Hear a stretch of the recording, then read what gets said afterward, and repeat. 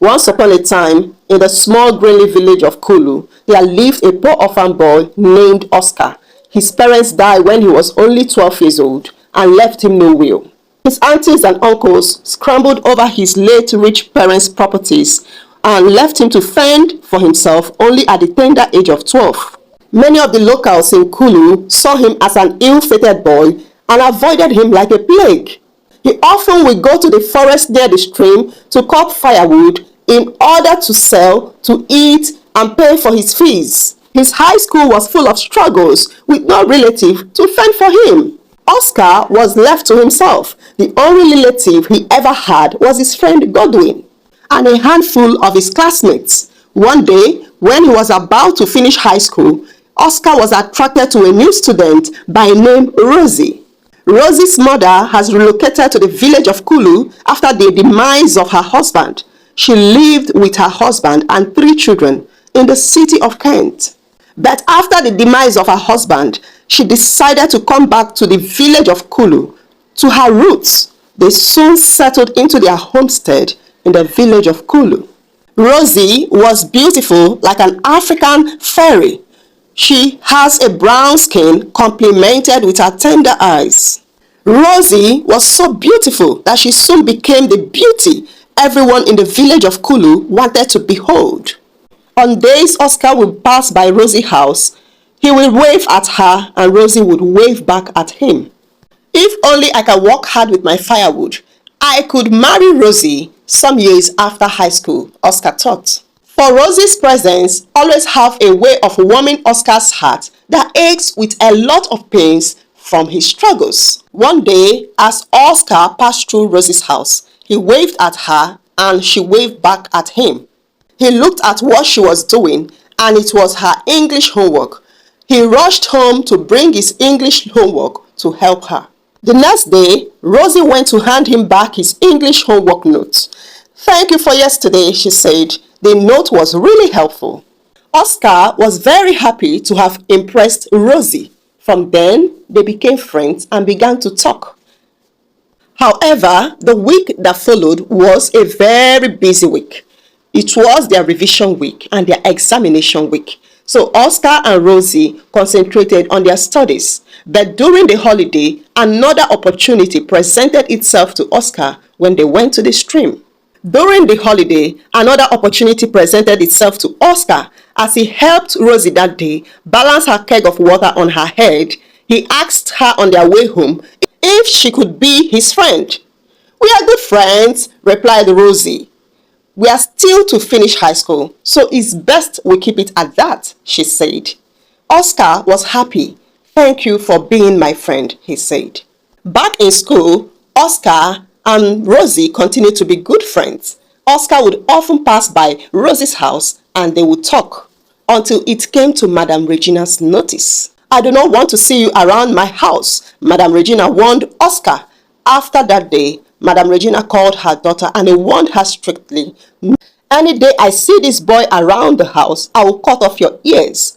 From that day, both Oscar and Rosie decided that their friendship ends in school. "Maybe I should concentrate on my firewood business, and when I have made enough money, I could come and marry Rosie," Oscar thought. After the high school, therefore, he concentrated on his business until he had made enough money. He went ahead to change the old curtains and furniture in his father's house. He took his friend Godwin and they went to Rosie's house to ask for her hand in marriage. Oscar was already 25 years and had been living alone for the past 13 years. His mother's friend therefore advised him to find a wife for himself. As he arrived at Madame Regina's house and was still making his intentions known, Madame Regina cut in, not allowing him to finish. He slapped her womb and shouted at the top of her voice, "Over my dead body, will you marry any child from my womb?" "Leave, you lunatics," she said. "My daughters will only marry rich men from the city." Oscar stood up and left with his friend Godwin. He went back home and thought of the rejection he had experienced from Madame Regina's house. He had never experienced rejection like that for the past 25 years. 3 weeks later, a wealthy businessman by name Mr. Thompson came and Rosie was married off to him. Oscar went back and concentrated on his firewood business and forgot the issue of marriage. Then, 2 months later, as he came back with his firewood, he saw a man and his wife sitting outside his father's house. As Oscar drew closer, he recognized the man. It was Mr. Johnson, his father's very good friend and business associate who had worked in their village years past as a missionary. Mr. Johnson hugged him tightly, his white face turning red. "I didn't know that my very good friend Mr. John have passed on," he cried. "I wrote him tons and tons of letters, but there was no reply." Mama and Papa went to the city for a business trip, and on their way, they had a ghastly motor accident and both of them died, Oscar cried. After Mr. Johnson had cried and regained his composure, he sat down to discuss with Mr. Oscar. "Did your father tell you of the shares he bought at the city?" Mr. Johnson asked. "No, I do not know of any such shares," Mr. Oscar replied. "You must follow us back to the city. Let's go together to the company where I bought some shares along with your late father when I was still serving as a missionary," Mr. Johnson said. Oscar prepared and left with the Johnsons to the city. There at the city, with the help of the Johnsons, Oscar tendered his claims to his parents' shares. And within 3 weeks, his claims to his parents' shares was certified and the dividend from it handed over to him. Armed with huge sum from his parents' shares, Oscar traveled with the Johnsons to the United Kingdom and started an importation business. It was a huge business that brought great profits to him. 1 year had gone since the Johnsons came to Kulu village and Oscar's life had been completely transformed. He bought a beautiful mansion and had fleets of cars at the Kent City. He went back to Kulu village and said to his friend Godwin, "I want to go back to Madame Regina's house and ask for her younger daughter's hand in marriage to see what she would do." "What of if she agrees?" said Mr. Godwin. "I will marry her then, just to prove a point and make Madame Regina swallow her abusive words to me when I came to marry her first daughter, Rosie." Oscar went again in the company of his friend Godwin to Madame Regina's house to ask for her daughter's hand in marriage, this time around her second daughter. They were in a very expensive suit and a Porsche car. Madame Regina could hardly recognize them. "Welcome, my sons," she chanted as they arrived her compound. As they sat down on her sitting room, she rallied round to get them drinks. "I came to ask for your second daughter's hand in marriage," said Oscar. "Yes," Madame Regina replied. "Now you have made money. I can now give you one of my daughters to marry," she said. Madame Regina called out, "Beauty, where are you? Our future in-laws are here. Come and welcome them." Beauty was bewildered. But Madame Regina eyed her, and she knew that great trouble awaits her if she does not come and welcome them. As Oscar and Godwin left, Madame Regina was ecstatic. "Even Mr. Thompson, my first in-law, is not anywhere as rich as Oscar is now," she said. She danced for joy, but Beauty said, "Mama, I'm not going to marry that man, no." "Shut up," thundered Madame Regina. "Just start thanking God, because this marriage must happen," she said. Beauty had just graduated from high school and was the best in his class. Beauty's intelligence had endeared her to all her teachers, but most especially her biology mistress, Miss Kemi. Beauty protested the new development. "Mama, I want to go to college and study further on computer programming," she said. "But Mama, you refused Oscar from marrying my elder sister, Rosie. What now caused this sudden change of your heart? Is it because he suddenly became rich?" "Stupid girl," Madame Regina thundered. "If you don't marry Oscar, I will disown you and throw you out of this house," she said. "Oh, you want to be like your teacher Kemi?" she said, who is now in her 40s and is not married. "Mama, Miss Kemi is not up to 40 years and she's financially independent and engaged to the man who truly loves her. I don't even know if this man truly loves me or not. If you don't marry Oscar, I will disown you and you will see how miserable your life will be," came her threat. Beauty was confused. Even at 18, she always has been a confident girl, having no time for any man and concentrating on her studies to become a computer programmer. She wants to be an independent young lady like Miss Kemi. She cried all night and thought of her late dad. Things would definitely have been different if her dad were alive. Beauty was beautiful, tall, and brown-skinned, but she doesn't seem to notice how beautiful she is because she's so focused on her dream of being a computer programmer one day. The young Beauty's mind has begun to digest the reality. But what of if Oscar is trying to get his pound of flesh?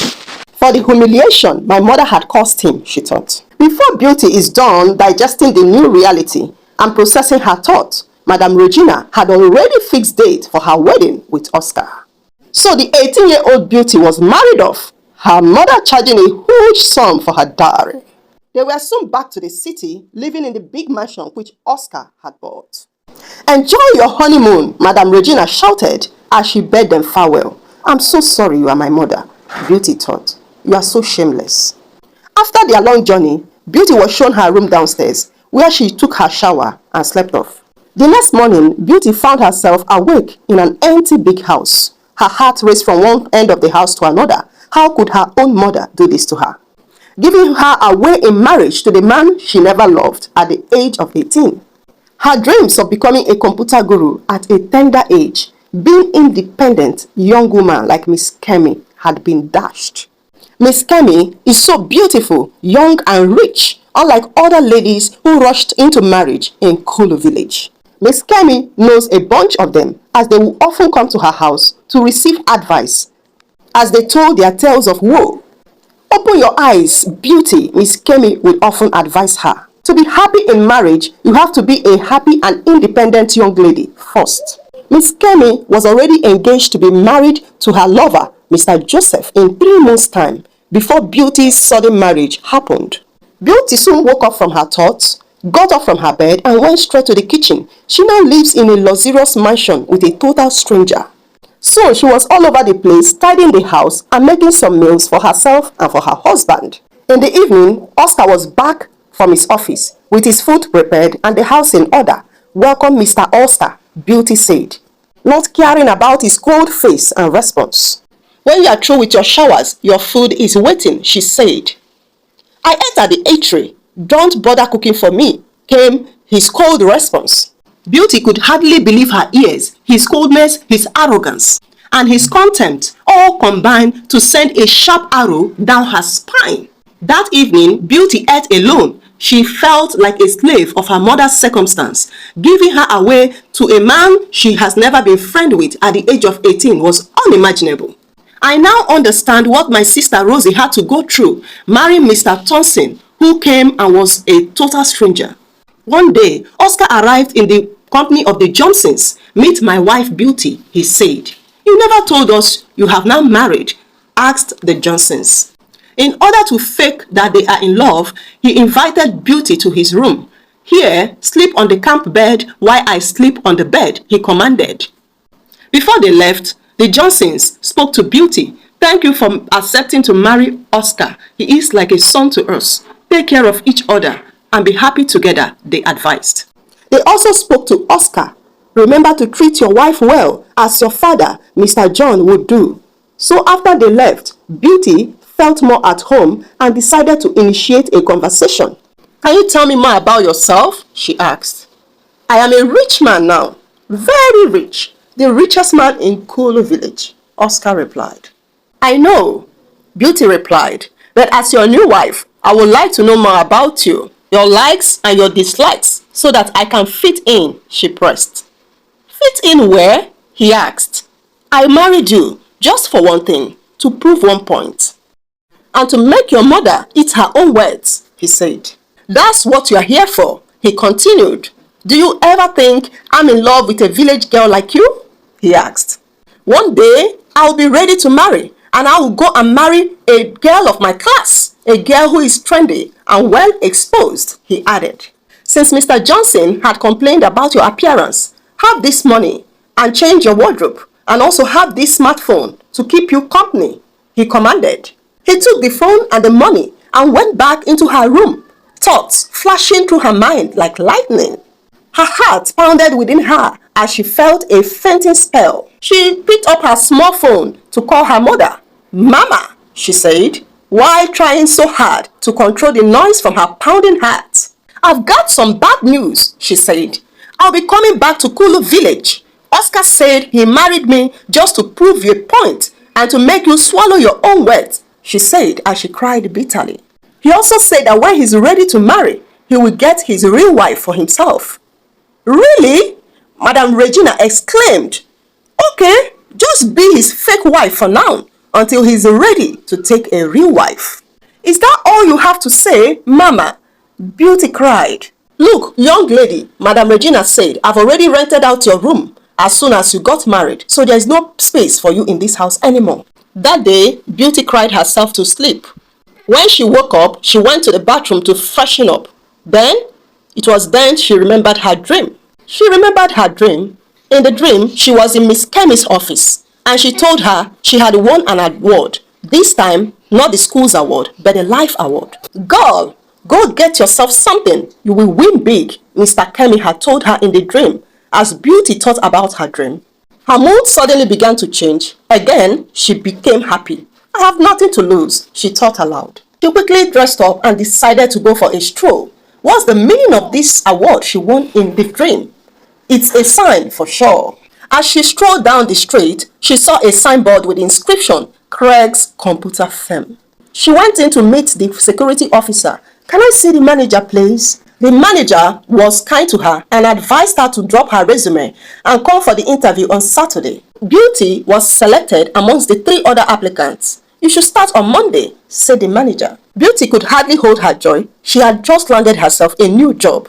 On Monday, she made sure that Mr. Oscar had left before she left, and that she was back before Mr. Oscar came back home. Beauty worked hard as the secretary of the Craig's Computer Firm. One day, there was so much to do back at the office that she wasn't back home early enough. As she opened the door of the sitting room, Oscar was already back and seated at the sitting room.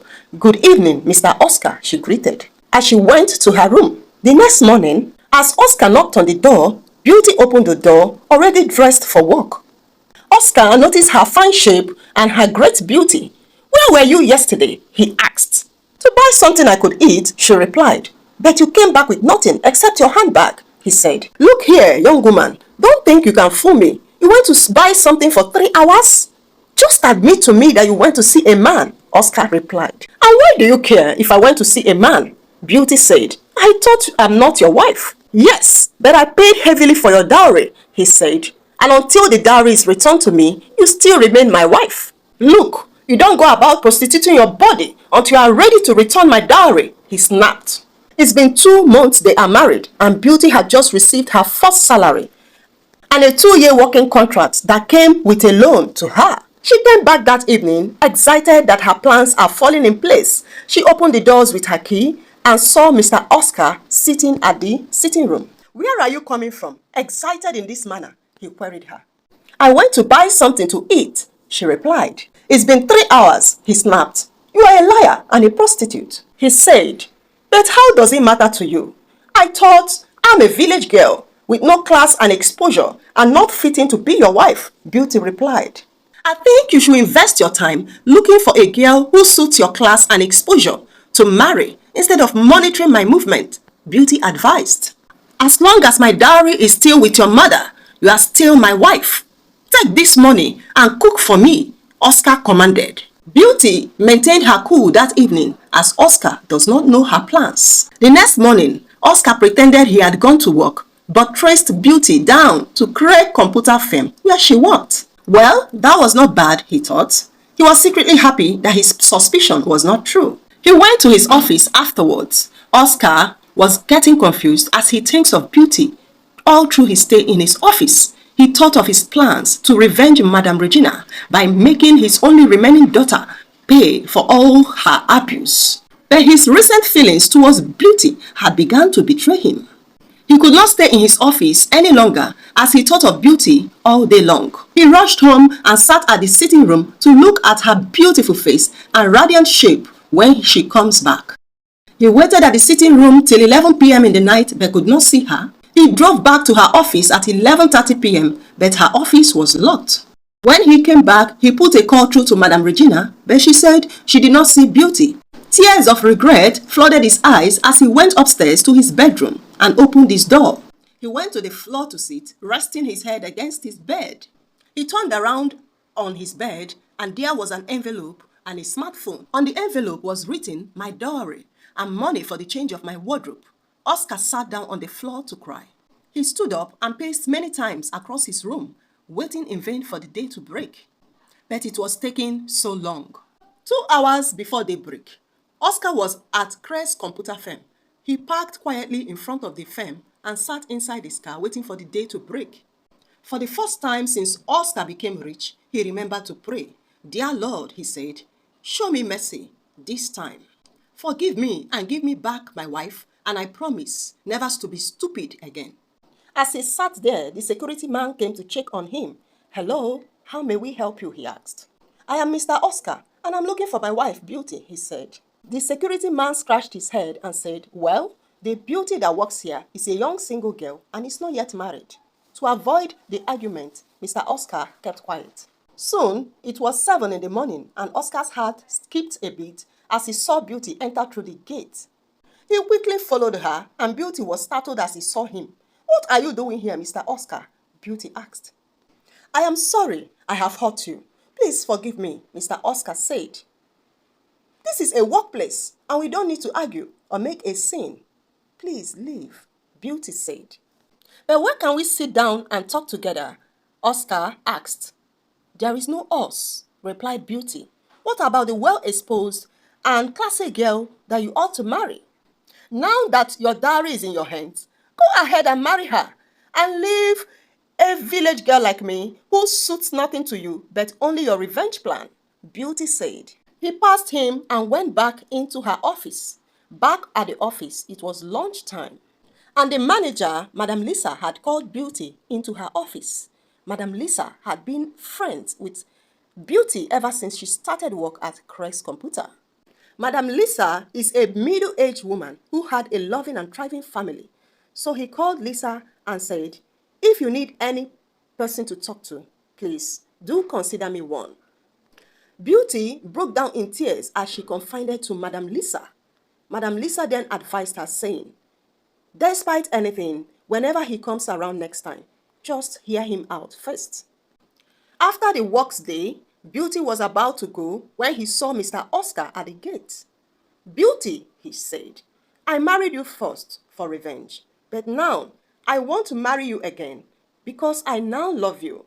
Will you marry me?" he said as he opened the gold case and knelt down before her. A lot went through Beauty's mind, and as she contemplated, Mr. Oscar said, "Please think through it, my love. I am willing to wait."